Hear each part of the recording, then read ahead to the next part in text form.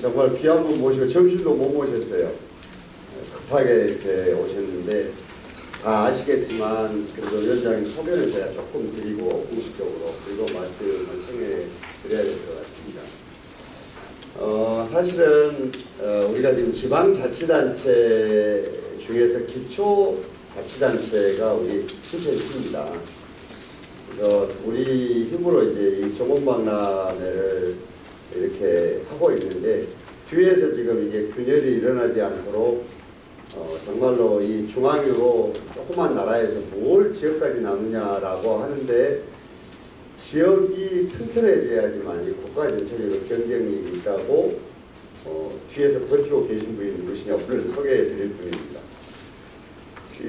우동규 위원장님은 아시다시피 이제 교육감도 하시고 대학 총장도 하시고 또 대통령 인수위원회도 활동하시고 굉장히 여러 분야에서 지역에 어쩌면 원로 어른으로서 활동을 하신 분입니다. 제가 그래도 간략하게 양력을 조금 소개해드리면 대학 이런 건 다 빼고요. 우선은 영남대학교에서 이제 행정학 교수님을 하셨죠. 그리고 대통령 직속으로 이게 지방으로 권한을 이양하는 이런 일들이 있을 때 거기에 책임자로 맡아서 위원으로도 하셨고요. 그 다음에 영남대학교 총장님도 하셨습니다.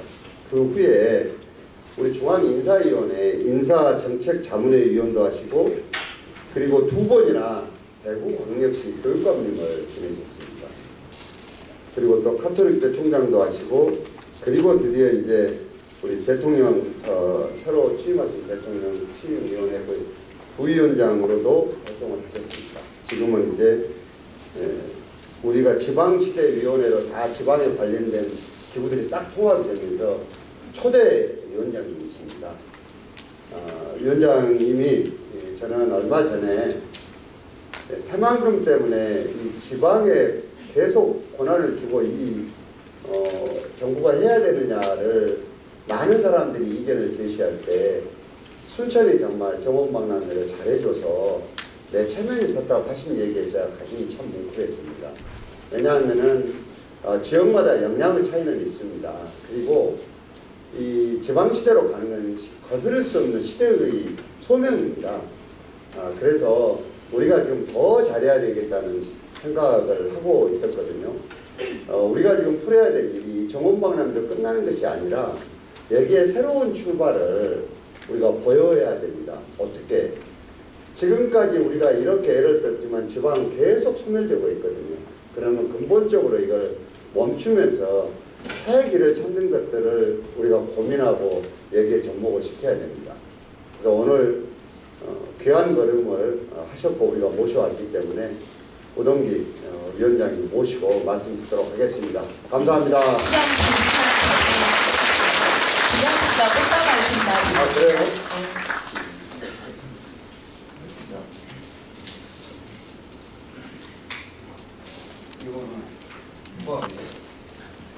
순천의 애니메이터가 여기서 우리 애니메이션 하는 애니메이터들이 위원장님 마련했다.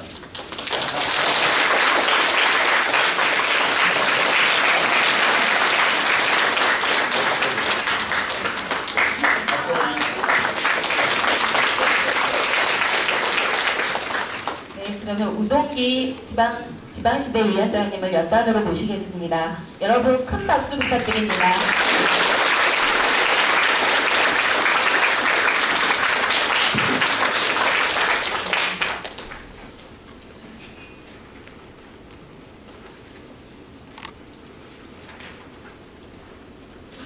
예, 우리 시장님께서 소개를 해 주셨습니다.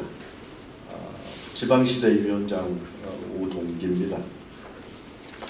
우선 정말 정원박람회를 이렇게 800만 목표를 채우고 저는 1000만을 곧 두들기지 않느냐 생각을 하고 또 그런 기대를 했습니다. 애써 주신 우리 순천 시민 여러분 또 공직자 여러분께 정말 감사를 드립니다.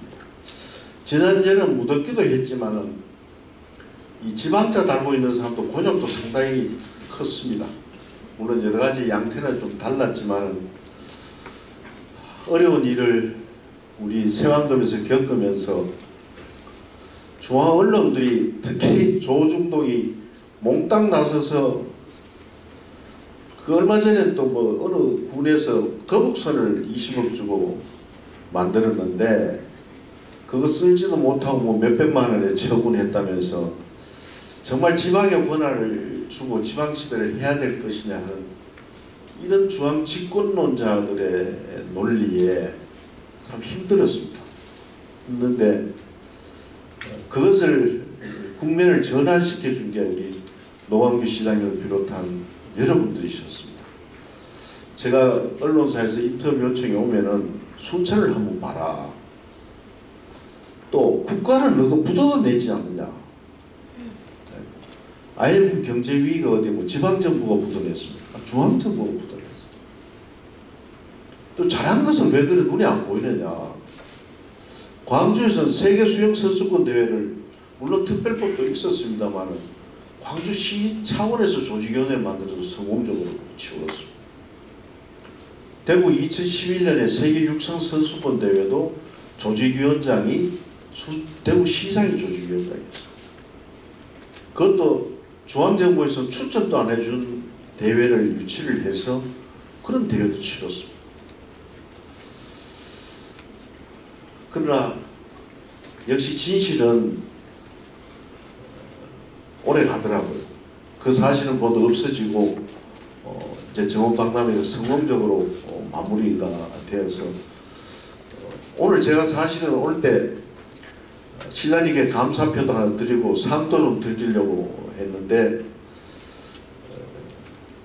11월 달에 우리 전국 시장 구슬 다 모일 때가 있어서 우리 간부들이 그때 하는 것이 훨씬 더 빛나고 순천의 사례를 좀 그날 시장에 모셔서 특강을 듣자고 해서 그렇게 미뤘습니다. 정말 여러분 수고 많으셨습니다.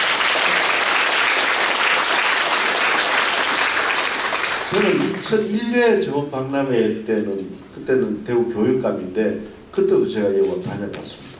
다녀가고 정원박람회 개막식 끝나고 저녁 식사 자리에서 윤석열 대통령께서 하신 얘기를 지금도 잊을 수 없습니다. 그게 아마 맨 처음 윤석열 대통령이 당선되었을 때 지방시대를 국정목표로 설정하니까 언론이나 비판적인 쪽에서는 정말 지방시대에 대한 균형 발전과 자치 분권에 대한 정책 의지가 있을까?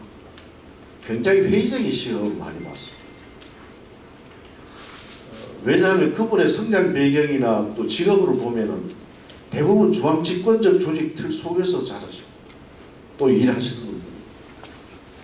그리고 순천 정원박람회 개막식 할 무렵에 제가 옆에서 이렇게 작년 9월부터 작년 9월에는 균형발전위원장을 하면서 법을 바꿔가지고 지난 7월 10일부터 지방시대위원회가 됐습니다만 대통령이 생각이 바뀌는 걸 쭉 보는 과정에서 그때가 가장 피크였습니다. 여러 가지 사안들이 있었는데 순천 오시고 확고하게 신념을 가지시죠. 정말 이제는 국정의 중심축을 중앙정부에서 지방정부로 옮겨도 되겠다. 그런 확신을 가지셨어요. 오늘 뭐 시장님도 그날 들으셨습니다만 정말 기초정부의 역량에 대해서는 반신반의했다. 근데 오늘 정원박람회 개막식을 보고 확실하게 내가 믿을 수 있게 됐으니까 한번 잘해보자. 지방정부들 정말 이제 힘을 모아서 한번 잘해보자는. 그러니까 기초정부의 역량을 여러분 순천 여러분들이 대통령의 생각을 확실하게 바꾸신 겁니다. 정말 감사드립니다.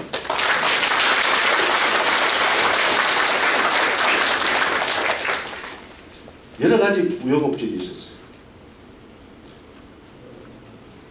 처음 정부가 출범했을 때 언론에서는 대한민국 어디서나 살기 좋은 지방시대를 해놓고 왜 수도권에 외국에 나갔다가 다시 들어오는 기업을 왜 수도권에 입지시키느냐. 또 하나는 반도체 학과를 수도권에 왜 대학 정원 늘리지 않다가 정원을 늘려주려고 하느냐. 이 두 가지가 정책적으로 좀 갈등을 일으켰습니다. 정부 취임 초기입니다. 그때 교육부총리도 없을 때 원래 수도권 정기계획법에 의해서 수도권 내에 있는 대학은 신설, 증설, 정원이 억제되어 있었습니다. 그러나 첨단학과는 풀어주도록 되어 있었는데 반도체 하는 기업들이 대통령께 코로나 이후에 코비드 이후에 지금 경기 진흥이 가장 목적이니까 모든 기업들이 수도권 내에 특히 첨단 인력을 좀 풀어달라고 했습니다. 그래서 그것을 수도권들이 풀어주겠다고 하니까 언론에서 하고 전부 지방들이 나서서 지방대학 총장들 뭐 야단났습니다. 그리고 또 하나는 균형발전위원회가 자치분권위와 통합이 되면서 지방시대위원회를 만들다 할 때 2004년부터 시작되어 온 균형발전 정책이 노무현 정부 때부터 이제 이 균형발전위원회를 만들어서 혁신도시에다가 이전을 하고 전남 같으면 나주에다 옮겼지 않습니까? 그런 과정에서 여러 가지 사안들이 참 많았는데 그때 제일 문제가 되었던 것이 과연 지방으로 그렇게 할 수 있겠느냐 하는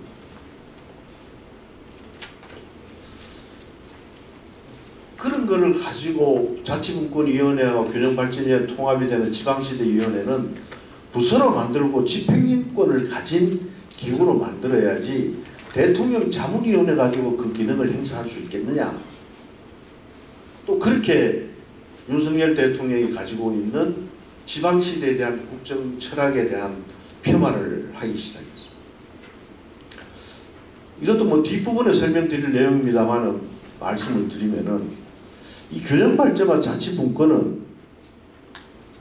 다 합치면은 이 기능이 정부 부처의 한 반을 통틀어서 한 부서로 만들어요. 여러분 위원회라는 게 정부에 두 개가 있습니다.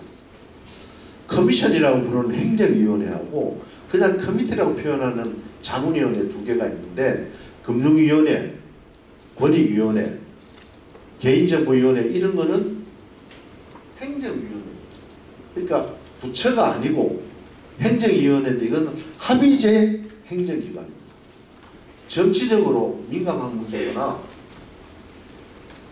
정치적으로 중립성을 띄어야 될 단일 업무를 떼내가지고 그 업무만 하는 것이죠. 그거는 영어로 커미션이라고. 근데 균형발전은 이렇게 행정위원회 만들면은 국토부의 한 50%, 산자부의 한 40%, 중소기업처럼 몽땅 이게 한 부서가 돼야 돼. 그러니까 이게 정부조직법상 이렇게 조직이 갈 수가 없던 거죠. 이게 박정희 대통령 때부터 균형발전 업무를 위해서 행정조직을 만들려고 하다가 이런 한계 때문에 만들지 못했습니다. 그래서 결국은 이 균형발전이나 자치분권 업무는 대통령의 정치 철학에 달려있다.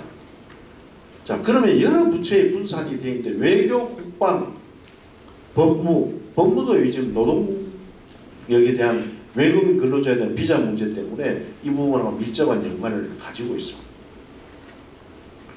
다 관련이 다 되어 있습니다.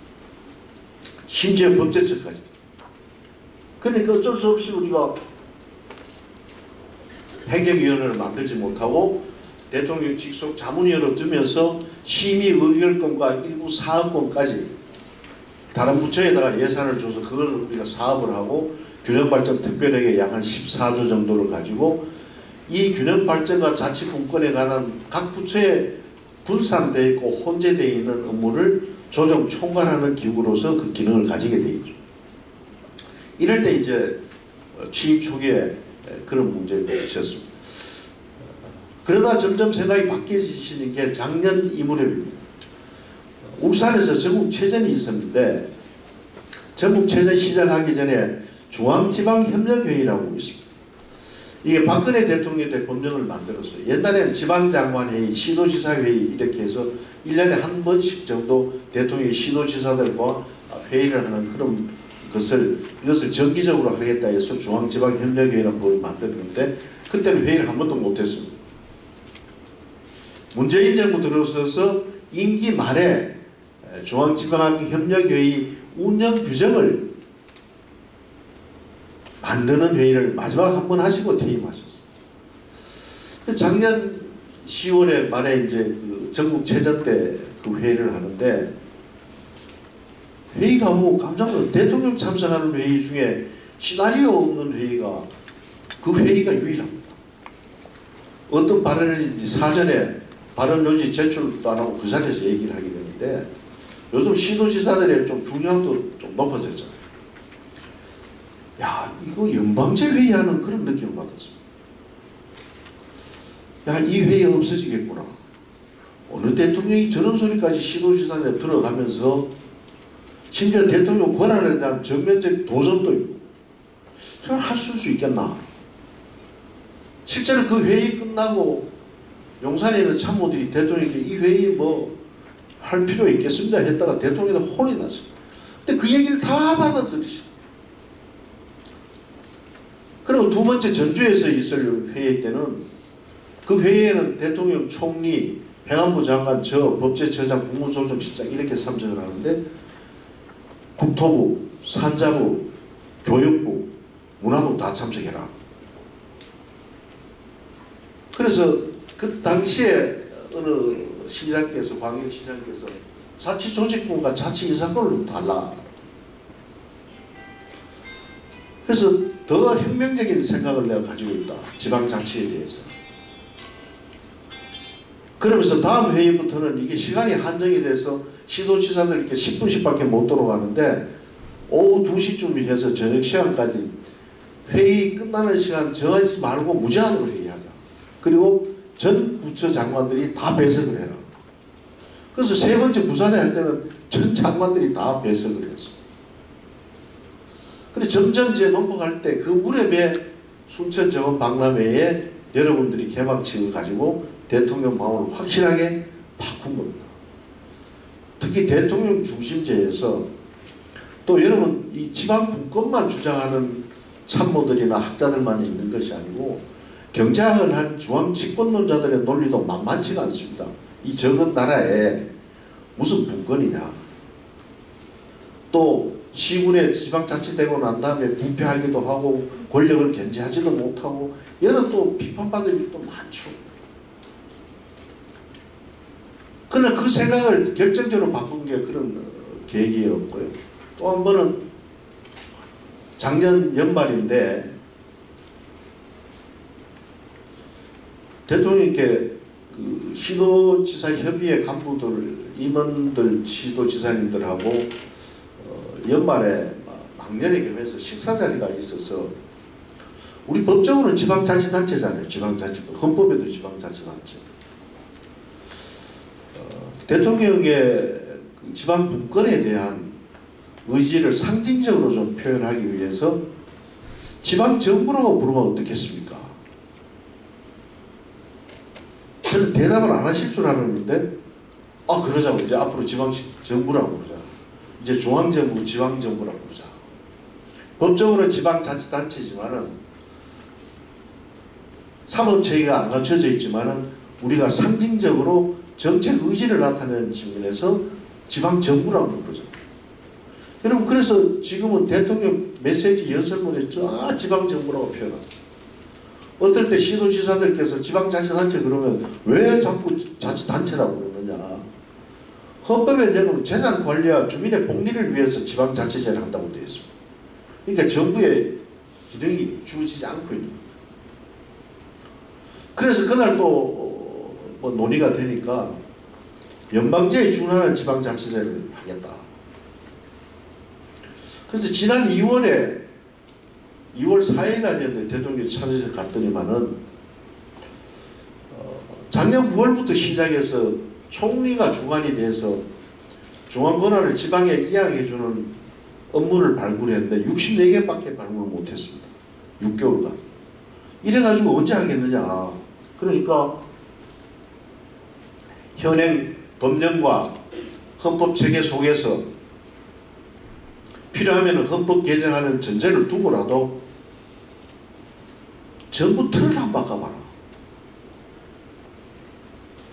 업무를 맡아봐 몇 개월 해보니까 지금 외교적인 업무만 해도 대통령이 지금 정신이 없는데 언제 자그마한 일들까지 지방 시도지사들이 해야 될 일까지 해야 되겠냐. 그리고 제일 부러운 것이 미국에는 시도 주지사들이 기업 유치를 위해서 땅도 무료로 제공해주고 세금도 깎아주고 이게 너무 부럽더라. 시도지사들이 나가서 그런 일을 할 수 있도록 틀을 좀 갖춰주고 그래서 지방 분권형 정부 개조 계획을 수립하라는 지시를 받았습니다. 그래서 지금 KDI를 중심으로 해서 국책연구기관이 모여서 지금 그 계획을 수립을 하고 있습니다. 이런 여러 가지 그 현상들이 대통령 선거운동을 하면서 또 취임하시면서 점점 바뀌어서 지금 오늘날까지 왔다. 그래서 지난 14일 날 우리가 부산에서 지방시대 선포식을 했습니다. 그거를 준비를 하고 있으면서 하도 새만금이 시끄러웠으니까 야 이거 연기하거나 안 하시는 거 아닌가. 일부에서는 그 주장을 했습니다. 그러나 어쨌든 제 입장으로서는 이때 이것을 쐐기를 박아놓지 않으면은 이 대통령이 변심하면 곤란하잖아요. 이 최고 권력자가 이 지방화 분권화하고 균형 발전하고 경제 진흥하고는 이 맞물리는 일종의 그런 관계에 놓여 있기 때문에 규제 완화를 통한 경기 진작은 효과가 빨리 나타납니다. 근데 균형 발전은 이거는 수십 년 걸립니다. 역대 정부들이 박정희 대통령부터 균형 발전 정책을 시험해서 그런 과정을 우리가 겪어왔습니다. 그런데도 차질 없이 우리가 지방시대를 선포하고 그때는 더 강한 얘기를 하시죠. 말로만 내치는 지방시대를 하지 않겠다. 실제로 그래서 그런 부분에 대해서는 이제 중앙언론이 문제를 제기해서 일각에서 제기되던 그런 좀 비관적인 얘기들은 이제 정리가 되었고 확실하게 대통령은 국정 목표에 두고 있는 이 지방시대 정책에 대해서는 확실한 비전과 또 의지를 가지고 계신다. 산업화 민주화를 거치고 그 다음 우리가 해야 될 것은 지방시대라고 봅시다. 이런 말씀으로 그동안 여러분 덥고 힘든 가운데서 정말 인구 30만이 되지 않는 순천시가 대한민국의 인구의 거의 5분의 1 가까이를 갖다가 여기 모시고 교통체증 하나 일으키지 않고 그런 과정을 겪은 데 대한 인사 겸해서 말씀드리겠습니다. 우리가 대한민국이라는 공동체가 지속 가능한 발전을 하기 위해서는 몇 가지 우려되는 점이 있었습니다. 그 첫째가 아마 저출산 문제일 것이고 균형 발전 문제입니다. 또 더 나아가서 구체적으로 얘기한다면은 지방 대학의 소멸 문제일 것이고. 근데 이 정책들을 따져보면은 가장 큰 우리가 5년마다 가지는 대통령 선거에서 우리 공동체가 직면하고 있는 문제들을 해결하기 위한 후보들의 공약도 들어볼 수 있고 생각을 들어볼 수 있는데 이 문제는요. 여러분 기억을 한번 되돌려 보십시오. 어느 후보도 이 문제에 대한 공약을 명확하게 하시는데 한 번도 그 흔한 TV 토론에서 저출산 문제, 지방 소멸 문제, 불균형 문제 이 얘기 한 번도 안 하고 있습니다. 우리는 그 후보들의 명확한 비전도 모르고 대통령을 뽑았습니다. 제가 그때 대학 총장으로 있으면서 지방대학 문제를 대선 공약에 넣으려고 엄청 애를 쓰고 다녔는데 문제인식을 가지고 계시면서 이 풀어가는 워낙 난해한 문제니까 어느 누구도 그거를 미리 이슈화하려고 하지 않더라고요. 그러다가 선거가 끝나버리고 여러분 기억나세요? 어느 후보가 명확한 저출산 문제와 지방 소멸 문제, 불균형 문제에 대해서 명확한 공약을 내세웁니다. 윤 대통령도 그 아무 말 안 했어요. 그러나 취임식 끝나고 나서 당 선거 끝나고 나서 인수위 때 지역균형발전 특별위원회를 만들면서 거기서 대한민국 어디서나 살기 좋은 지방시대를 국정철학 6개 중에 집어넣으면서 구체적인 과제들을 만들기 시작합니다. 그래서 오늘날까지 이 지방시대가 지금 윤석열 정부의 아이콘이 되고 있습니다. 자, 그 과정을 한번 살펴보면은 왜 우리는 지금 이런 문제에 직면하고 있느냐. 지금 여러분 순천은 인구가 그렇게 급격하게 줄지 않고 어떤 때는 늘어나다가 작년에 조금 뭐 주는 것 같습니다만 저는 인구가 늘어나는 시는 순천뿐이라고 그렇게 얘기를 합니다만 지금 여러분 저출산 문제를 한번 살펴보면은 정말 엄청나게 비가죠. 제가 지금 남해안 일대를 제일 힘든 지역들을 거의 지금 이렇게 완도서부터 시작해서 지금 올라가면서 시군들을 지금 찾아보고 있는데 시도지사들은 대통령과 소통할 수 있는 채널도 있고 근데 시장 군수님들이 제일 힘드세요. 그 어려운 사정을 누구한테 중앙정부에 그렇게 설명하기가 마땅치 않습니다.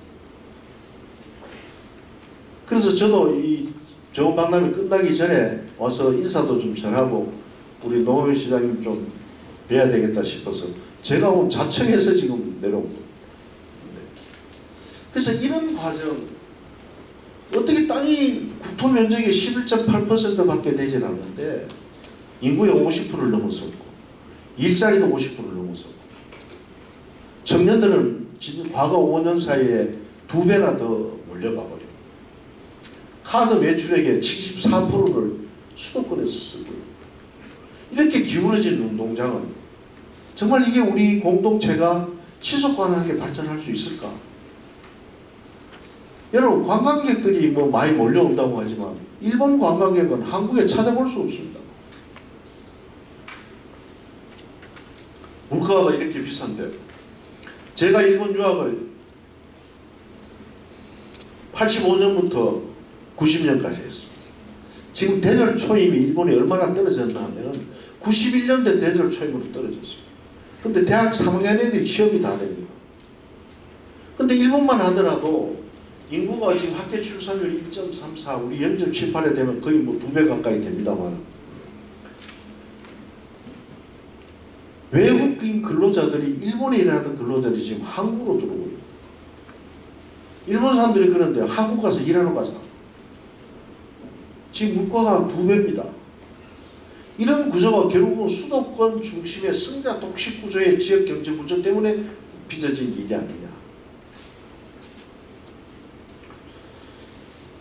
지방 소멸 얘기, 수도권 일극 집중 이런 단어는 누가 만들었노? 일본 사람들이 만들었어요. 일본 사람들이 만든 단어인데 일본은 수도권의 집중률이 최근 10여 년간 32%에서 머무르고 있습니다. 근데 지금 우리는 작년도에 인구는 50.4%를 기록했어요. 이 영향이 얼마나 크냐 하면 인구 중심으로 인한 선거구제로 인해서 우리나라의 자원을 배분하고 규약을 정하는 국회의 권력이 수도권 중심 권력으로 바뀌어버렸습니다. 이거는 정말 다른 어느 변화보다 가장 우리가 지금 경계해야 됩니다. 이번에 자치분권 및 균형발전 특별법을 통과시키기 위해서 국회하고 신경을 내서 작년 9월에 정부안을 넘겨놓은 게 지난 5월에 통과되는데 그 중에도 교육자율특구, 교육발전특구는 빠져버렸습니다. 법사위에 넘어가니까 몽땅 서울 경기 의원들만 법사위에요. 지방의 현실을 행정안전위에서 여야가 합의로 통과시켜준 것을 법사위에서는 합의가 되지는 않습니다. 지방이라는 얘기를 모른다고. 여러분 중앙지가 이제 지방판이 없어졌습니다. 그러니까 그 사람들은 지방의 현실을 이해를 하지 못해요. 자, 이런 구조로 이번 총선에서 저거 한번 되면은 인구 비례를 따지면 약 한 52% 국회의원들이 차지할 텐데 이런 구조 세계에서 인구 중심의 우리 대표제 뽑는 법과 면접 중심의 지역 대표는 2개로, 여러분 미국의 상원의원은 큰 주든 작은 주든 관계없이 전부 상원의원 2명씩입니다. 근데 우리는 지금 각 당에서 운영하는 비례대표도 그렇게 운영하지 않고 있습니다. 이 70년대 같은 때 비례대표 제가 우리나라 정치인들이 선거에 나오는 사람들이 지사형 정치인에서 전문성이 떨어진다 해서 직능별 비례대표제의 개념으로 비례대표제를 도입을 했는데 지금은 국회의원들이 각 분야에서 선출직으로 뽑히고 있습니다. 비례대표는 정말 이제 직능별 필요가 없고 오히려 이 비례대표일수록 지역별 대표성을 가진 게 해서 그래도 88%의 면적을 가진 나라에서 국회의원 반수 이상은 이 지방이 차지해야 되지 않느냐. 지금 제가 말씀드리는 지방은 비수도권을 얘기합니다. 서울, 경기, 인천을 제외한 지역. 이런 구조까지 왔다. 균형 발전이라는 용어는 박정희 대통령이 처음으로 썼습니다. 78년에 70년대 초반에 우리 누나들 형님들이 살기가 어려서 서울로 몰려들고 대도시로 몰려가서 노동집약적 산업을 일으키고 근대화의 밑자락을 깔았습니다. 그분들의 노고가 없었으면 오늘날 대한민국이 있었을 거예요. 그래서 우리는 그분들을 산업전사라고 합니다. 그럴 때 하루 말이 몰려올 때 7만 명이 서울에 몰려왔다. 그때는 더군다나 안보 문제가 심각해서 휴전선에서 평양과의 거리, 휴전선과 서울의 거리가 너무나 서울의 거리가 짧기 때문에 그런 이유도 있었지만은 야 이러다가는 불균형 발전이 있어서 서울 중심에 그 당시에 서울공화국이라는 얘기가 처음 등장하고 소설에도 나올 때니까 이래서 되겠느냐 해서 행정수도를 이전을 하기 위한 백지계획을 수립을 합니다. 이게 78년도에 완성이 됐습니다. 그러면서 그 계획을 수립하면서 박 대통령이 느낀 게 야 이거 우리나라에 전문가가 없구나. 그래서 만들어진 게 여러분 지금은 국토연구원입니다. 국토개발연구원을 국토균형발전을 목적으로 만든 전문연구기관이 국토연구원입니다. 그러면서 거기로 하여금 수도권 국가균형발전을 위한 수도권 정비계획을 수립해라 해서 지금의 서울, 경기, 인천을 지역으로 하는 수도권이 설정이 되고 거기에 5대 군역이 나누어져서 그것을 추진하기 위한 수도권 정비계획법까지 만들어졌습니다. 박 대통령 돌아가시고 82년에 그 법률이 통과가 됐습니다. 이 법 내용이 얼마나 강력하냐면 지금 또 균형발전의 가장 모법이 수도권 정비계획입니다. 첫째, 300명 이상의 산업체는 수도권 입지시키지 않는다. 둘째는 대학을 신설, 증설 정원을 늘려주지 않겠다. 그래서 여러분 지방 서울에 있는 대학에 연세대학 원주 캠퍼스 고대 조청 이 분교가 생기게 그래서 생겼다. 그래서 물리적으로 그때 정책은 수도권의 경제와 교육 활동의 규제를 통해서 지방을 잘 살게 하겠다. 그리고 한편으로는 일본의 사례를 좀 배우시고 일본이 그 당시에 신칸센이 개통됐습니다. 신칸센이 개통되고 나니까 일본이 도쿄와 교토, 오사카를 중심으로 하는 관서지역과 도쿄를 중심으로 하는 관동 지역에 두 개의 경제권이 생기고 중간에 있던 나고야라든지 이런 경제권이 오사카 쪽으로 흡수되니까 그래서 우리나라는 이 중추적인 역할을 할 충청권을 개발해야 되겠다. 서울과 부산 두 축만 생겨서 곤란한 거 아니다. 일본에 보면 그렇게 된다. 그래서 여러분 과학단지를 대덕연구단지를 72년에 만들기 시작. 그래서 지금은 노무현 정부 때 새롭게 임시행정수도 하다가 지금 행정주시 복합도시로 세종시가 그래서 태어났다. 물론 박정희 대통령이 만든 것은 공주 중심으로 한 지역이었습니다. 그때부터 균형 발전이라는 것을 국가의 정책 목표로 역대 어느 정부도 이 정책을 포기한 적이 없습니다. 근데 왜 이렇게 됐을까요? 50%는 세계에서 우리가 제일 수도권 집중도가 높고 그 다음 일본은 32%, 프랑스가 18%밖에 되지 않습니다. 프랑스가 가장 중앙 집권적인 나라라고 하는데 18%밖에 되지 않습니다. 다른 나라는 안 하는 거 다 해봤습니다. 근데 이 정책이 이제 좀 변화를 가져오는 것이 항상 이제 단기적으로는 경기 진작, 장기적인 균형 발전, 이 중간에서 트레이드 관계에서 어떻게 조정하느냐는 문제가 달렸는데 이 변화를 가장 크게 가져온 것이 김대중 대통령입니다. IMF라는 경제위기에 국가가 부도났잖아요. 그 당장 산업구조도 첨단 산업구조로 바꿔야 되겠고 정보화 산업으로 진행장을 중화학 공급을 보다가는 첨단 산업구조를 바꿔야 되겠다. 그래서 여러분 그때 첨단 산업이라는 얘기와 엔젤 펀드 하는 얘기가 처음 나왔어요. 벤처라는 얘기도 그때 처음 나왔어요. 그러니까 기업들이 막 벌떼같이 달려들어서 수도권을 풀어주십시오. LG 같은 데는 수도권에 입지 못하면은 우리는 중국으로 가겠다. 공공연하게 정부에다 그런 요청을 했습니다. 이게 이제 권력을 가진 분들이 경기가 어려우면은 당장 오늘 내일 한 달 안에 경기 진작을 지켜야 돼요. 이 단기적 효과가 바로 나타나니까 규제를 풀고 그때 이제 규제를 풀었습니다. 조건은 첨단 산업에 한해서 수도권의 규제를 풀겠다. 여러분 그래서 판교가 생겼고 파주가 생겼습니다. 파주가 생겼습니다. 그래서 수도권의 첨단 산업이 그걸로 인해서 지방에 있던 일종의 연구기능까지 예를 들어서 구미에 있던 삼성의 연구소도 판교로 옮겨가고 LG도 구미에 있던 것이 파주로 가고 이런 과정으로 지금 수도권이 충청권까지의 수도권이 확대화되는 이런 결과를 자아냅니다. 또 하나의 중요한 것은 우리 고속도로에 전부 인터넷 선을 다 깔았지 않습니까? 그래서 그걸 우리가 정보화 혁명이라고 하는데 정보화 혁명이 일어나면은 그때까지만 해도 지역개발을 하거나 도시행정을 하거나 이런 쪽에 학문을 하는 사람들은 정보통신이 발달하면 할수록 균형 발전이 된다고 믿었습니다. 그리고 학문적 가설이 그랬습니다.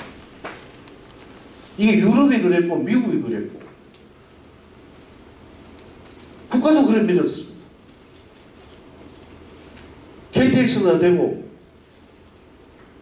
인터넷에 깔리고 하면 굳이 서울에 이 복잡한 데 살 필요가 있겠느냐. 지방에서 전부 경제활동을 하지 않겠나 믿었습니다.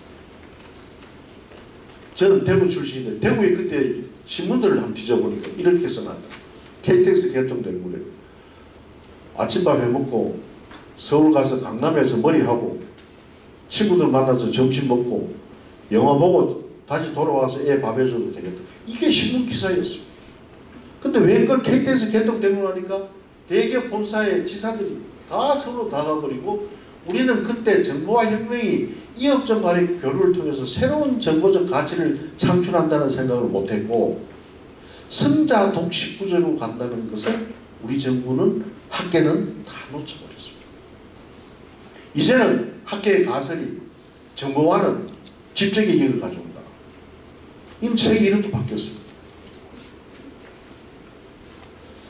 근데 문화적 차이도 뭐 일본도 우리하고 비슷하게 먼저 앞서가는 그런 과정을 가지고 일본은 어떻게 그러면은 32%선에서 머무르고 오사카 경쟁력을 커져가지고 지금 우리 전국 경제연합회 일본은 2개가 있습니다. 2개의 경제권이 비등비등합니다. 교토대학, 도쿄대학, 교토대학의 노벨상 수상자 훨씬 많아요. 우리는 서울 가는 것을 상경이라고 하지만은 일본 사람들은 교토 가는 것을 상경이라고 그러고 도쿄 가는 것을 하경이라고 합니다. 이런 문화적 자긍심, 차이 이것이 오사카와 두 축을 가지고 견뎌냈기 때문에 수도권에 한쪽으로 몰려드는 현상은 우리 지역은 낮아졌습니다. 프랑스도 마찬가지입니다. 우리는 노무현 정부 때 공공기관을 160개를 전국에 막 틀어놨잖아요. 이 극약처방입니다. 전국 세계 어느 나라도 수도를 옮긴 나라는 있는데 공공기관을 강제로 이전한 나라는 우리나라입니다. 물론 프랑스에서 라테방스나 프랑스 근교에 신도시를 만들어가지고 공공기관 이전한 예는 있습니다. 그럼 우리나라처럼 대대적으로 이렇게 하죠. 근데 해놓고 나보니까 인구가 늘어나기는커녕 원도시과 혁신도시 간의 갈등 문제들 인구는 늘어나지 않고 최근에 이게 정착이 돼서 지역인재 할당제를 30% 합니다. 나주 같은 데는 전라남도에서 배출된 대학생들을 거기에는 30%를 뽑아야 됩니다. 그러니까 그 친구들이 정착률이 높아집니다. 이런 파격적인 대책들, 또 균형발전위원회라는 이런 자문위원회를 만든 것도 2004년에 만들어졌어요. 근데 그 아까 우리 시장도 그런 말씀을 하시는데 지금 가지고 있는 이러한 도달이 우리의 지방자치제가 중층제로 해서 기초와 광역으로 짜여져 있는데 이게 오랫동안 형성되어 오는 행정구역이 실제로 생활 거하고 다르잖아요. 아까 시장님 그랬어요. 완도하고 이하고는 아무 경제도 관계없다. 남해가 더 가깝잖아요. 이런 걱정을 하면서 이런 시도를 실제로 김영삼 정부 때 했습니다. 단체장 선거를 하기 전에 행정구역 개편을 하고 나서 하자. 그때 첫째 원인은 이게 너무 오랫동안 고착된 구조가 이게 고속도로가 생기고 KTX가 생기고 이런 교통망의 새로운 재편에 따라서 옛날에 일제시대 때 신장로로 형성된 경제권 그것이 고속도로와 철도로서 공항으로서 다 바뀌어버리고 산업단지로 새로운 형태가 띄게 되는데 여기에 맞춰야 됩니다. 두 번째는 북한이 행정구역 개편을 했습니다. 큰 거를 나눠서 쪼갰어요. 지금 통일에 대한 기대는 YS 정부 때가 훨씬 높았습니다. 그때 김영삼 전 대통령이 김일성 만나려고 북한에 가기 일주일 전에 김일성이 먼저 죽어보는 바람에 깨졌습니다. 그때 그 사람들은 어떤 생각을 했느냐 하면 통일이 되면은 국민투표를 할 텐데 왜냐하면 우리 통일 헌법을 만들어야 돼요. 헌법을 하면 국민들이 동의를 거둬야 되는데 이거 동의를 어떻게 받겠느냐. 국민투표하면 남쪽에 인구가 훨씬 많은데 그래서 북한에서 행정구를 쪼갰다는 그 설이 유력했습니다. 그래서 우리도 이거 좀 나누자. 그래서 42개 도안이 있었습니다. 단층제를 하자. 중체제를 하지 말고 지금 제주도가 단층제거든요. 그것이 결국은 시간에 쫓겨가지고 임기 내에 한편으로는 김대중 대통령은 지방자치제 하라고 단시간 이러니까 내 임기 중에 단체장 선거를 해놔야 되겠다. 그러면서 행정구역은 앞으로 선거하면서 개편하자. 1년을 늦추자는 게 학계의 주장이었고 언론의 주장이었는데 그대로 해버렸습니다. 근데 그러고 손을 하나도 못했어요. 그 다음에 마창기 통합하는 거하고 도농통합에 광역시 안에 군이 들어가는 정도의 행정구역 개편만 이루어졌습니다. 그게 만약에 42개, 44개 안이 됐으면은 그럼 이제 여기가 아까 생활권 중심의 행정구역 개편이 그때 짜여집니다. 지금 부산, 울산, 경남 그러니까 일본처럼 우리도 500만에서 1000만 넘는 경제권이 국내에 한 8개만 되면은 서울의 집중도를 막을 수 있고 서울 가지 않더라도 서울에서 누릴 수 있는 문화적 향유를 이 광역경제권 도시에서 이룰 수 있겠다. 근데 뭐 단체장 바뀌니까 대구 경북도 행정통합한다고 전임 시도지사들이 합의해 놓는데 새로 시장도로서 파기되고 지금 생각하면 참 아쉬운 정치입니다. 그때 1년을 단체장 선거를 늦추더라도 행정구역을 생활권 중심으로 신장로를 중심으로 도로 중심의 일제시대 때 행정구역이 아니고 지금 새로 생긴 고속도로, 새로 생긴 철도, 공항, 새로 생긴 산업단지를 중심으로 하는 행정구역이 개편됐으면 얼마나 달라졌을까. 또 노무현 대통령이 그렇게 힘들어서 했던 이 공공기관 이전 160개를 10군데다가 흩어놓는 것이 아니라 지금 얘기하는 메가시티 개념을 도입하고 광역경제권을 도입해서 5개 도시 중심으로 했으면 시너지 효과가 훨씬 더 크지 않겠나. 지금 인구 2,000명 미만의 연이 36%입니다. 여러분 인구가 2,000명 미만으로 가니까 몇 년 단위에 식당이 없어졌다. 고령 인구에 이제 밥 사 먹을 때도 4,000명 미만 되니까 병원이 없어지고 약국이 없어져. 노인들 약 한 번 잡으려면은 군청까지 가야 되는 겁니다. 여러분 12,000명 군도 있습니다. 자, 이런 과정 속에서 선거가 이루어지다 보니까 행정구역 개편이 그렇게 어렵다. 또 하나 이제 아쉬운 게 있어. 5+2 광역경제권이라 해서 500만, 1000만 중심의 생활권과 경제권을 합쳐가지고 새로운 개념의 행정구역을 경제권을 만들어서 이 중심 도시들이 중심이 돼서 생활의 편의 수순의 전달 체계를 가져오자. 근데 저것도 광우병 사태 때문에 해보지도 못하고 그냥 끝나버렸어요. 그래서 지금은 저 개념이 지역개발에서 메가시티 개념으로 등장하고 있는 용어가 5+2인데 지금 이번에 우리 지방시대 종합계획에는 7+2로 바꿨습니다. 전북을 호남권에서 따로 띄고 또 충북도 따로 떼고 이렇게 지금 개편을 지금 하고 있습니다. 또 하나 아쉬운 것이 박근혜 정부가 만들었던 창조경제권인데 지금 모든 자치단체 정부들이 대기업이 좀 와서 투자를 했으면 좋겠다. 대기업이 와서 뭐 판이 바뀌어지지 지금 이 구조로서는 안 되겠다고. 근데 대기업에서 철저하게 경제적 효율성에 따라서 입지를 정합니다. 이때 그래도 정부가 좀 힘이 있어서 정경련하고 경제수석실에 합쳐가지고 창조경제권을 만들어 이렇게 지역별로 연고 있는 기업들, 전남은 하나가 건설에너지, GS가 건설에너지를 하고 카카오가 제주에 IT를 하고 경남은 기계전기를 하고 이렇게 지역별로 산업의 특화를 가져올 수 있는 이 계획을 세워서 합의를 봤습니다. 그래서 창조경제단지에 기공식을 했습니다. 이 정책이 지금까지 지속이 됐더라면 대기업들이 축구장을 한다면 축구장을 넓게 쓰는 국토공간을 넓게 쓰는 전략을 가져왔었을 거 아니냐. 참 아쉽다.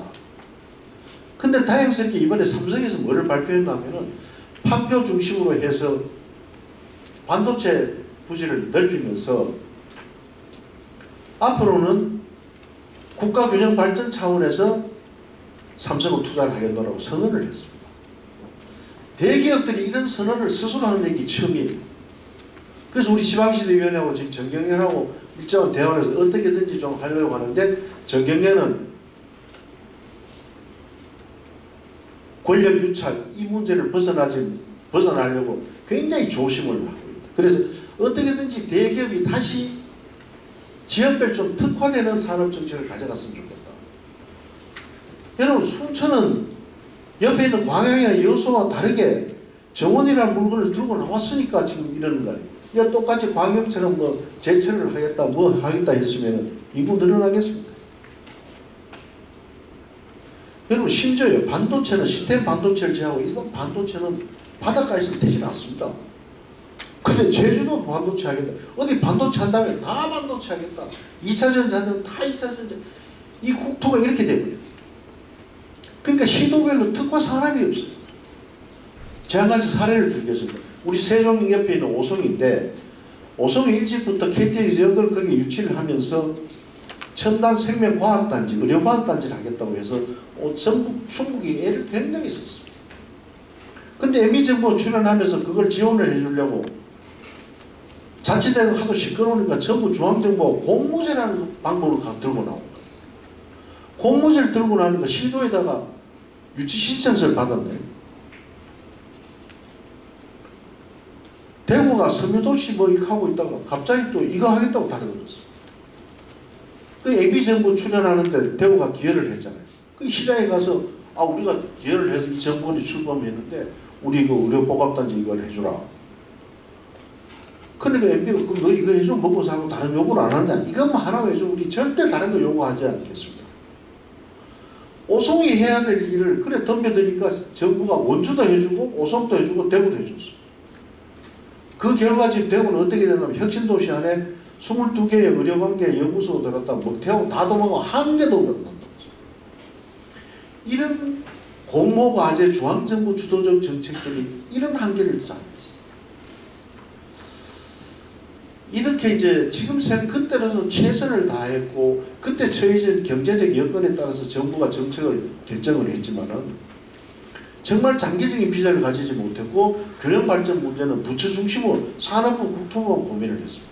특히 서울에 사람이 몰려드는 큰 이유 중에 하나가 교육이었는데 역대 어느 정부도 교육 정책을 균형 발전 정책으로 한 번도 써보지 못했습니다. 교육 정책은 교육부가 그냥 마여해 해버립니다. 그러니까 단일 부처 중심 정부가 통합적인 정책을 가지고 못 갔습니다. 그래서 그런 반성을 이번에 이제 우리가 부산에서 지방시대 종합계획의 비전과 전략을 발표를 하고 11월 말 되면 국무회의를 통과하게 되는데, 정부의 중장기 계획이 없어서 각 시도가 계획을 만들고 중앙부처가 그렇게 뒷받침을 해주고 5년간의 대통령 지방 공약까지 합쳐서 만드는 계획이 지방시대 5개년 계획. 이게 지금 작년부터 준비가 돼서 올 11월 말 되면은 국무회의를 통과하게 됩니다. 이게 이제 우리나라의 기본 계획이 될 텐데, 이래 되면 전 모든 부처가 균형 발전과 자치 분권에 초점을 둔 계획으로 정부 정책을 수행할 거라고. 그럼 왜 역대 정부가 아까 말씀드린 대로 이렇게 되느냐 하면은 중앙정부 주도적인 균형 발전 정책, 또 하나는 수도권의 규제를 통해서 상대적으로 지방을 하겠다는 이 정책이 경제적 효율성을 추구하는 정책이 밀려가지고 규제 완화가 되어버리니까 이렇게 됩니다. 저도 사실은 작년 대학 총장으로 있으면서 균형발전위원장 제안을 받고 앞으로 이게 지방시대위원회가 되니까 일을 맡아달라고 해서 참 고민을 했습니다.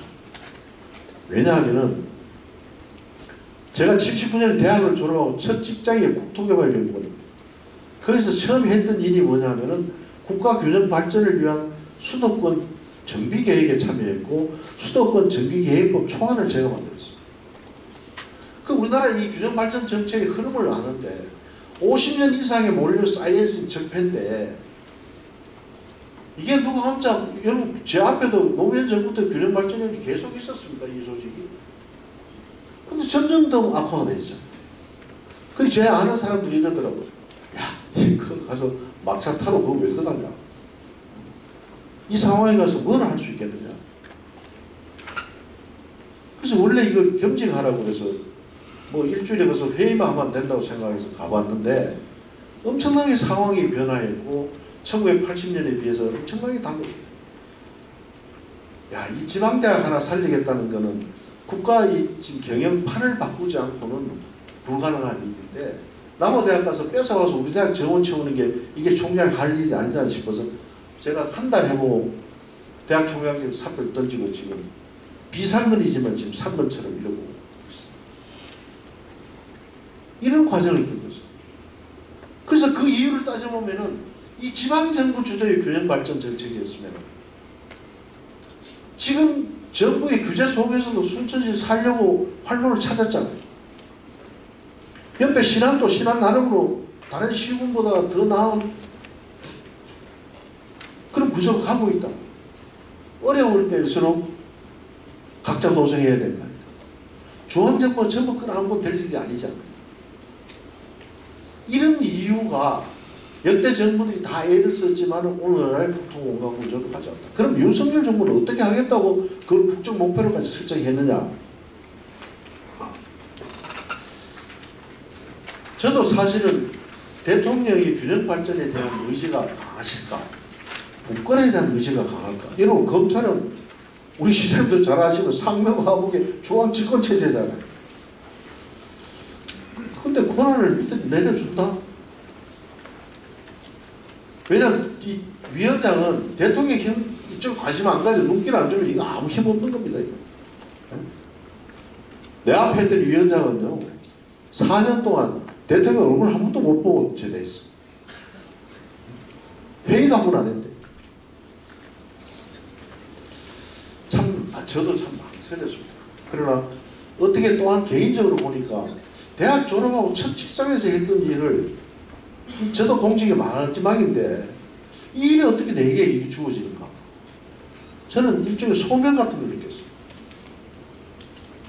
그래서 지방시대 전도사를 자처하고 지금 이렇게 다니는데, 그럼 윤석열 정부는 무슨 차이가 있느냐.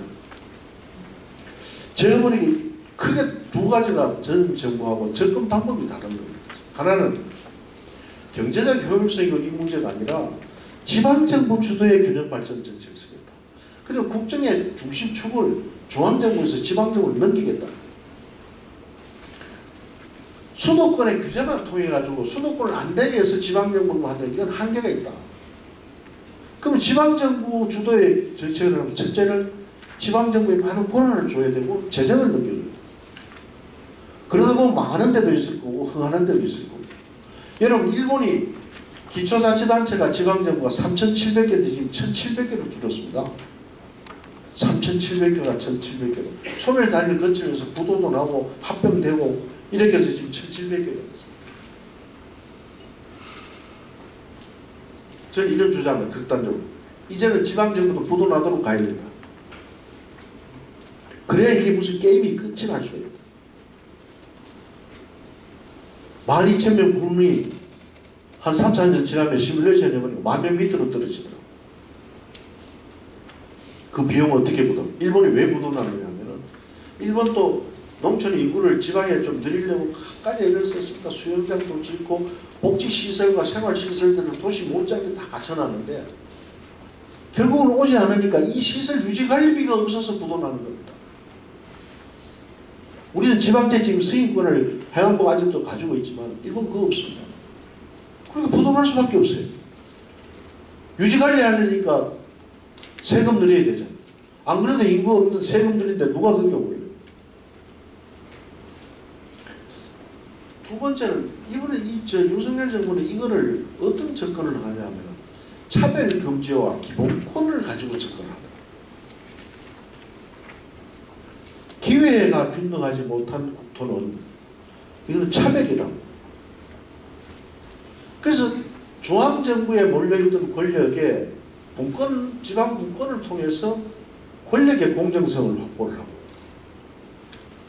수도권이 집중되어 있다는 경제활동들을 교육과 경제활동을 지방으로 넘겨줌으로써 국토 공간의 공정성을 확보합니다. 기회는 어디선가 공정해야 되는데 기회의 공정성이라는 것은 헌법에 보장된 기본권을 보장하자는 거고 기본권을 보장한다는 것은 차별을 금지하자는 거고 이것이 역대 정부가 했는 경제적 효율성에 기반을 둔 균형발전 정책이 아니다. 그러니까 지방시대에서 정부원이 했던 게 분권과 균형발전을 합치자. 그래서 지금 지방시대위원회에서는 한쪽은 지방분권, 한쪽은 균형발전 두 축으로 가고자 합니다. 거기서 제일 먼저 했던 것이 범부처적으로 참여하는 종합계획을 수립합니다. 거기에 지금 제일 앞장서서 나가 있는 부처가 교육부입니다. 여러분 교육부가요. 인수위 때 교육부 없애자는 논리가 제일 컸습니다. 교육부가 있어서 우리나라 교육이 안 된다는 거죠. 그 부서가 지금 지방화 시대에 제일 앞선 혁신적인 정책을 하는 것은 지금 평가를 받고 있습니다. 그런 과정 중에 순천대학 사무국장도 날아갔습니다. 국립대학 사무국장을 교육부 2급, 3급이 하고 있던 자리 26개, 여러 부처에 2, 3급짜리 26개. 그게 좀 간단한 일 아닙니다. 이거에 없애버렸습니다. 그 사람이 집 나갔습니다. 그 대신 국립대학 사무국장을 총장이 알아서 뽑아라. 왜 교육부 감독관청에 와서 대학의 자율주장을 해치느냐. 그리고 라이스 사업이라는 것은 OECD 국가 중에 고등교육 권한을 지방에 넘겨준다는 한국분인데 이걸 시도에 넘겨주겠다는 거예요. 그 시도로 이제 그로컬 대학이라는 것을 만들어 지금 순천대학이 오늘 1차 선정입니다. 이런 정책을 지금 제일 앞서가는 그 다음에 지금 문화부입니다. 문화부가 이제 지방시대의 문화정책 유인철 장관이 이번에 그 사명을 띄고 이제 새로 들어오셨습니다. 또 하나가 이제 우리가 이 불균형 현상 중에 아까 잠깐 언급했습니다만 정보통신화가 이루어질 첨단화될 그 시기에 우리는 가만히 둬도 이것만 이루어지면 지방이 균형 발전이 된다고 생각하다가 결과적으로 승자 독식 구조에 수도권의 일방적인 집적 현상이 가져왔으니까 지방의 정보통신 과학정책이 가장 중요하다 해서 지금 과기부가 굉장히 앞서서 지금 지방시대 과학정책을 하고 있습니다. 앞으로 만약에 일본 같은 나라 예를 보면은 우리 협의회에서 지금 부시장님을 도에서 옵니다만은 저기 이제 자유롭게 부시장님을 시장이 뽑는다면 과기부나 뭐 중앙부처에서 이제 오는 수도 많이 생깁니다. 이제 자치조직권, 자치인사권이 올해내면 해결이 됩니다. 이번 중앙지방협력회의 때 그게 이제 논의될 예정입니다. 이제 이런 과정이 분권을 통해서 지방정부의 권한을 넘겨주자. 아까 말씀드린 분권형의 국가 경영 시스템을 구축하겠다. 목표는 연방제에 준하는 것이다. 이것도 이제 국회 입법 환경에 따라 달라집니다만은 헌법 개정, 조세 법정주의라든지 이런 부분은 헌법 개정이 일어나야 됩니다. 이걸 어떻게 헌법 개정하고 하지 않고도 할 수 있을까? 그야말로 그 지방이 가지고 있는 독특한 자원과 환경에 따라서 지방시를 신설할 수 있도록 해줄 것이냐. 그 다음에 이제 자치입법권에 관한 건데, 자치입법권은 이번에 시범적으로 뒤에 설명합니다만은 기회발전특구하고 도심융합특구는 해당이 되지 않아요. 기회발전특구 같은 경우는 시행령을 10줄만 만들자. 법률에서 바로 조례로서 할 수 있도록 해주자. 그래서 지방정부의 자치입법권을 현행 틀 속에서라도 대폭은 확대하면 합니다. 근데 지금 법제처에서 뭔 작업을 하나 곧 발표를 할 겁니다만 우리나라 법에 보면 국가 또는 지방자치단체 해놓고는 전부 시행령으로 규제를 하고 있어요. 그럼 국가 또는 지방자치단체하고 비용은 또 지방정부 부담을 해요. 그러면서 시행령 가지고 간섭을 해요. 이건 이제 다 풀겠다. 국가 또는 지방자치단체로 된 법률은 시행령을 없애고 전부 시행 법률에서 바로 조례로서 위임 활동을 해주자. 이런 작업도 하고. 그래서 다양한 자치계획권, 도시계획 사업할 때 시군에다가 도가 괜히 붙들고 앉아가지고 2달씩 도시계획 사례를 조사해보니까 하나도 리젝트 시킨 거 없으면서 최소한 한 달에서 많이 걸리는 시간은 2달씩 걸리더라고요. 도시계획 사업하는데. 그래서 이렇게 분권하는 작업이 이제 지방시대의 첫 번째 전략이고, 두 번째는 일자리입니다. 일자리를 이거 어떻게 늘릴 거냐. 노동력 문제야. 그래서 인수위 때 이 제도를 기회발전특구라는 제도를 새로 도입을 했는데, 이게 미국의 오퍼튜니티 존이라 해서 기회특구라는 것을 미국에서 운영을 해봤습니다. 미국이 오지 개발하는데, 여러분 재개발 같은 건 한 2년 만에 끝나니까 민간에서 펀드를 인식이 되는데, 민간에서 자본을 창출할 수가 없어요. 지역개발 10년, 20년 걸리니까 누가 민간에서 그 돈을 투자합니까? 미국은 이거를 하는 기업에 대해서는 소득세를 감면해주는 정책을 펴는 정책이죠. 이거를 우리가 벤치마킹해서 확대를 했습니다.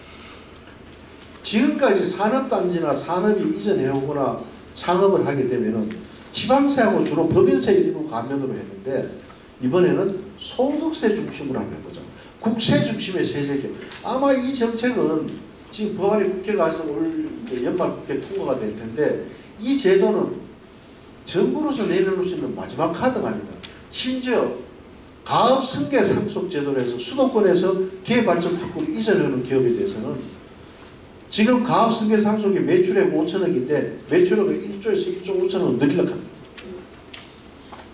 여기는 상속세를 내지 않도록 하고 수도권에 있는 기업들이 지방에 이전하도록 촉진시키는 거죠.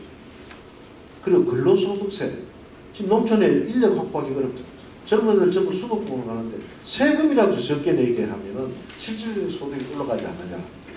대단히 파격적이죠. 그런데 이 제도는 정부가 뭐 심사하고 안 할 시도지사들이 한 군데 어디다 하겠다고 지정해 면적만 할당을 해주려고. 150만 평에서 200만 평. 면적을 할당해주면은 시도지사들이 그걸 10개로 쪼개든 2개를 하든 시도지사가 운영합니다. 또 A라는 지역에 하다가 면전하다가 효과가 됐다고 보면은 그걸 또 다른 곳에 옮겨갈 수 있도록. 자, 이것이 뭐 수도권 지역을 제외하고 수도권에도 저 포천이라든지 접경지역은 이걸 해당이 됩니다만 나머지 집 경쟁에 붙으면은 결국은 충정권이 굉장히 유리해질 거예요. 그런데 그 대신에 시도가 조례를 어떻게 만들어서 기업들을 우리 지역으로 더 많이 유치하게 할 수 있느냐. 이건 여러분 시도 간에 치열한 경쟁입니다. 그래서 요즘 아마 시도들이 조례를 우리는 어떻게 잘 만들어 가지고 기업 유치를 할 거냐. 이것이 가장 큰 관건으로 그렇게 생각을 하고 있습니다. 그래서 기회발전특구는 우리 시장님 순천에서 애니메이션 하시겠다는 얘기를 들었습니다. 이거를 이제 우리가 그 연말 되고 하면은 정말 이제 시도가 이 부분에 조례를 어떻게 잘 만들어서 우리 지역만의 특화된 차별된 기회발전 특구를 기업들에게 메뉴를 내놓을 수 있느냐, 이 대단히 중요한 것 같습니다. 그 다음에 교육 문제입니다. 교육 특구 이게 법률이 통과가 되지 않아서 시범사업은 법률이 통과되지 않아도 할 수 있기 때문에 지금 시범사업을 해보려고 하는데 이거는 저출산 문제하고도 연관이 되어 있습니다. 대통령께서 현안회의 때 균형발전은 교육계획에 달려있고 저출산 문제는 균형발전에 달려있다. 여러분 저출산 문제는 온가족이 해결이 안 된다.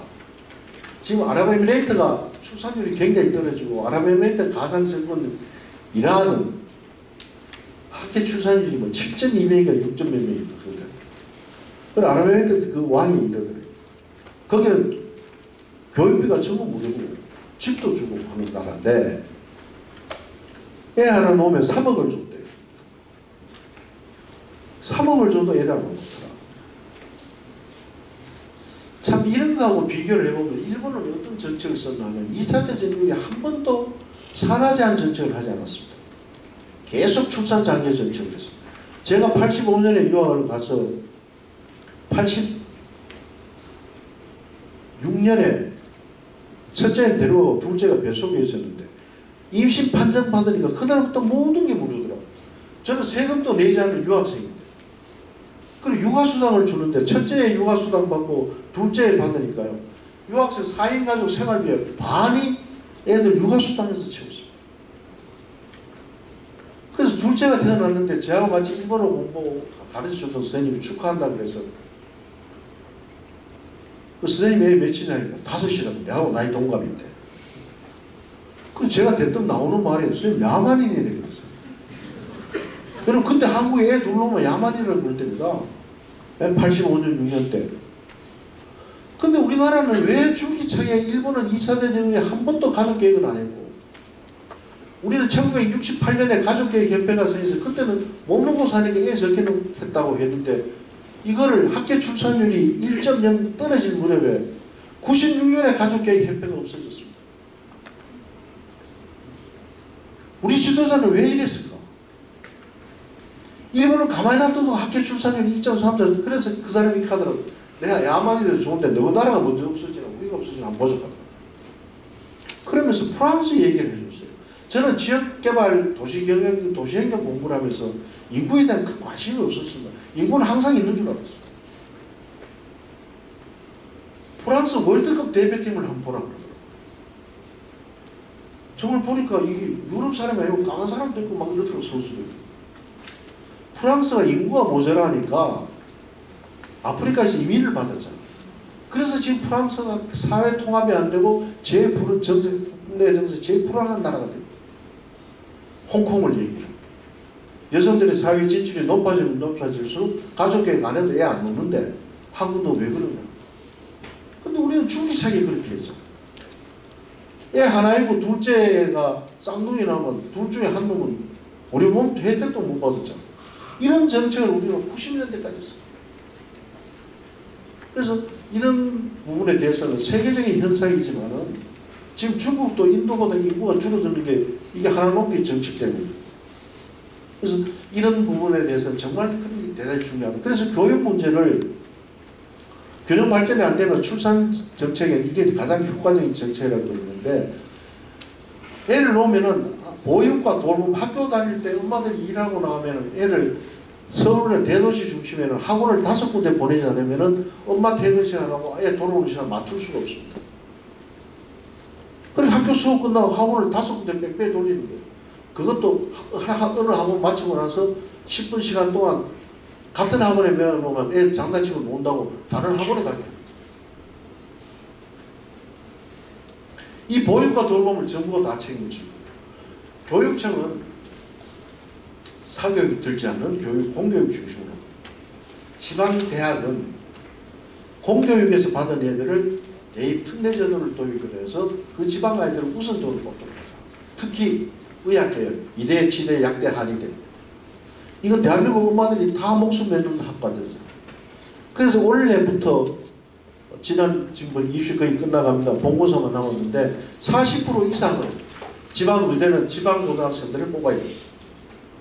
그래서 교육 자율특구에는 80%, 100%까지 그 지방아들 뽑도록 하려고 하죠. 제가 있던 대가대는 74%가 서울에 돼요. 면허증 따면 서울 다 가버려가지고 대가대 이사를 확보를 못합니다. 의과대학에서도 자기 자대에 배치되는 현황 속성이 강한데 지금 고등학생 수에 비해서 이대, 치대, 양대, 한의대, 정원이 제일 높은 대학이 전부입니다.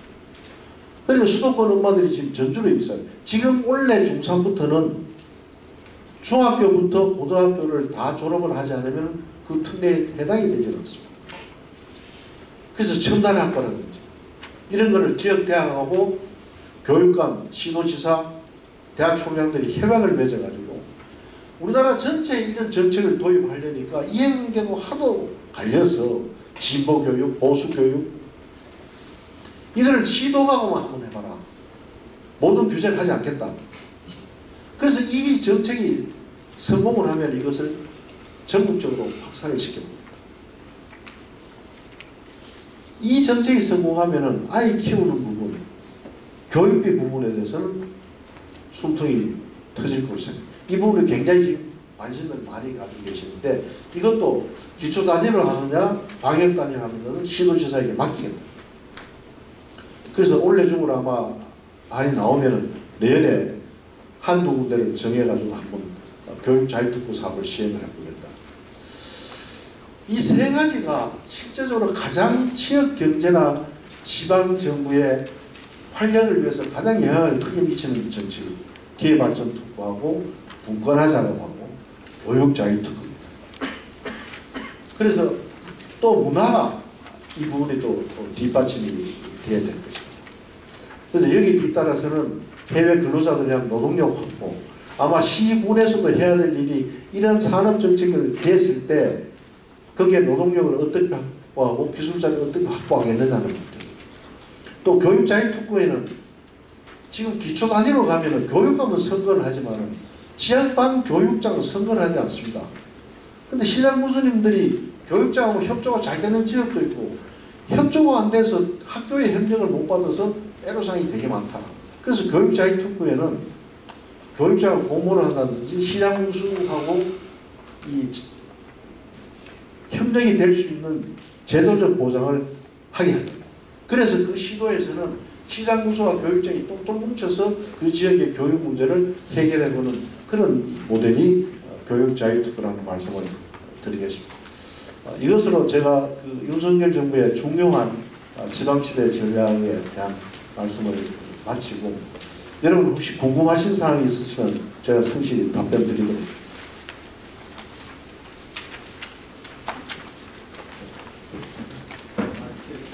예. 예, 오늘 강의 잘 들었습니다. 저는 그 전라남도 지방시대위원회 위원을 맡고 있는 순천대의 송유환입니다. 예. 두 가지 질문이 있는데요. 오늘 이제 강의를 쭉 들으면서 윤석열 정부가 갖고 있는 어떤 새로운 지방시대 비전 전략에 대해서 이제 공부를 많이 하게 된 것 같습니다. 그래서 저 전남의 지방시대 위원으로서 활동을 할 때 많이 도움이 되겠다는 생각을 했고요. 평상시에 이제 아마 지금 이슈가 되고 있는 것들 중에 그 두 가지가 지방 공공기관 이전과 관련된 이슈인데 아마 이야기 많이 들으셨을 겁니다. 그래서 시도지사 협의회에서 이야기가 나왔고 그 다음에 이제 뭐 도의 그 연구기관 도 기관에서도 이제 아마 그 협의할 때 말씀을 하셨을 것 같은데 지금 공공기관 2차 공공기관 이전을 기존에 있는 혁신 도시로 가져갔을 때 제가 며칠 전에도 이제 실은 그 담당자를 만났는데 도저히 캠프가 안 나온다는 겁니다. 그 지금의 그 묶어놓은 그 부지 자체로. 그리고 이제 제가 봤을 때는 이제 1차 공공기관은 혁신 도시로 갔다라고 하지만 2차 공공기관들은 그것들을 잘할 수 있는 곳으로 가야 되지 않겠는가라는 생각이 드는데 아마 그것들이 아마 좀 논의가 되고 있을 거라고 생각을 하는데 거기에 대해서 일단 한 가지 이슈하고요. 이제 두 번째 이슈는 이제 아까 우리 위원장님께서 말씀하셨던 기회발전 특구와 관련된 이슈인데요.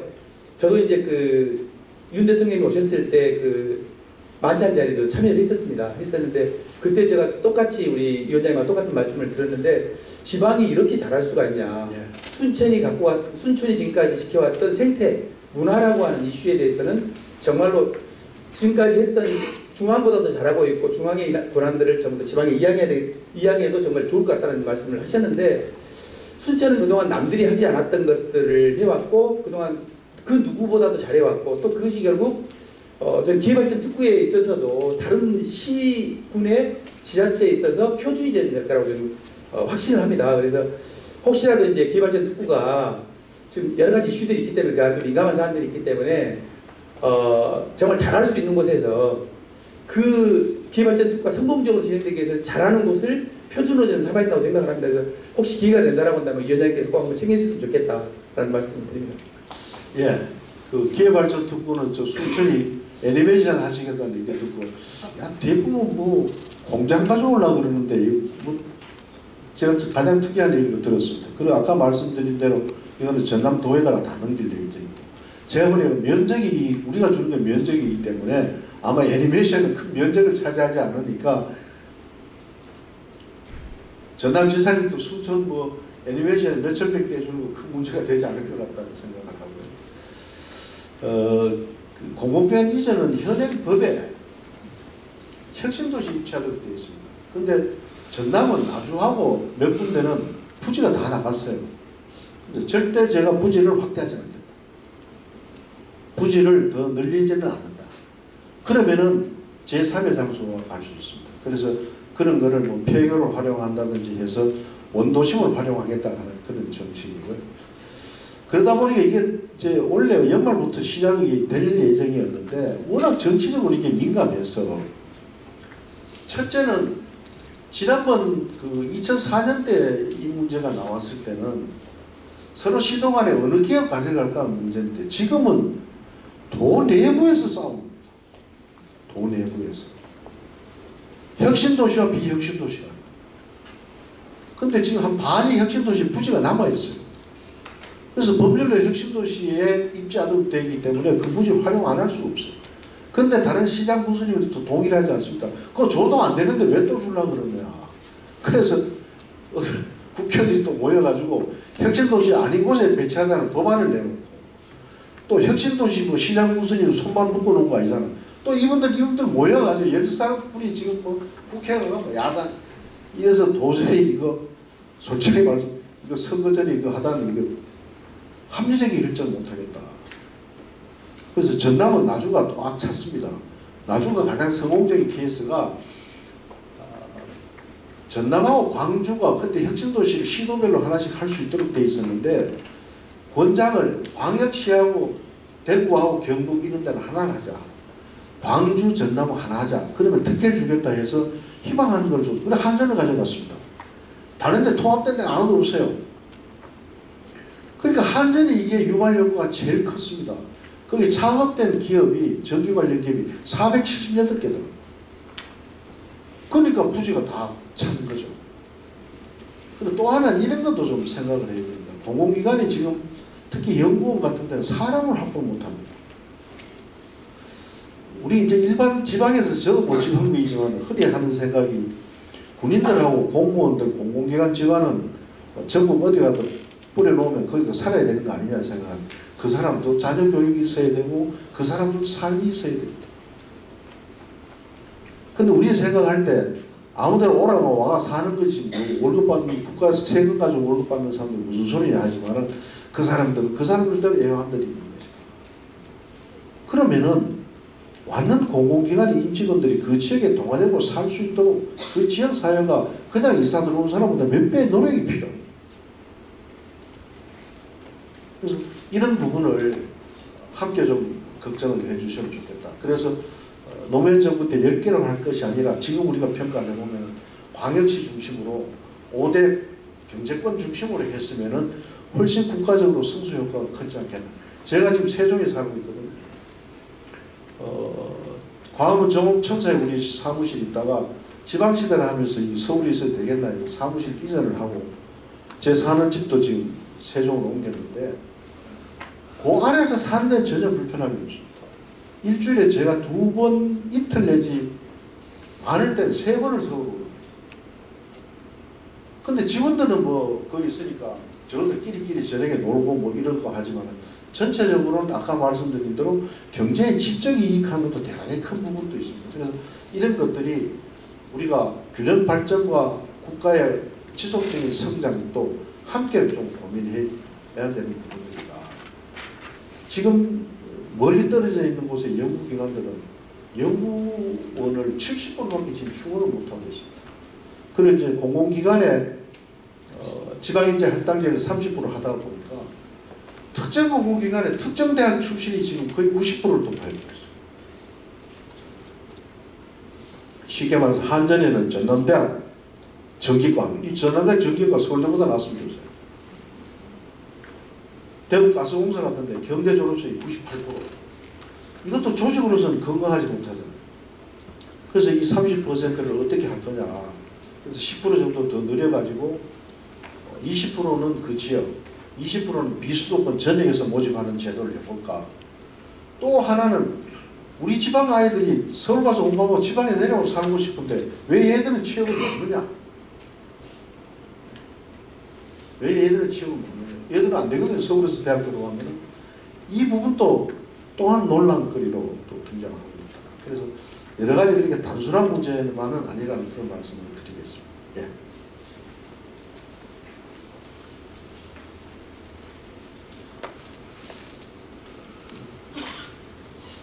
예, 경청해 주셔서 고맙습니다. 네, 수고하셨습니다. 지금까지 열정적으로 강의해주신 우동기 위원장님께 다시 한번 큰 박수 부탁드립니다.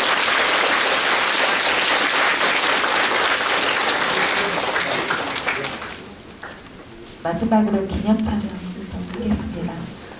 위원장님.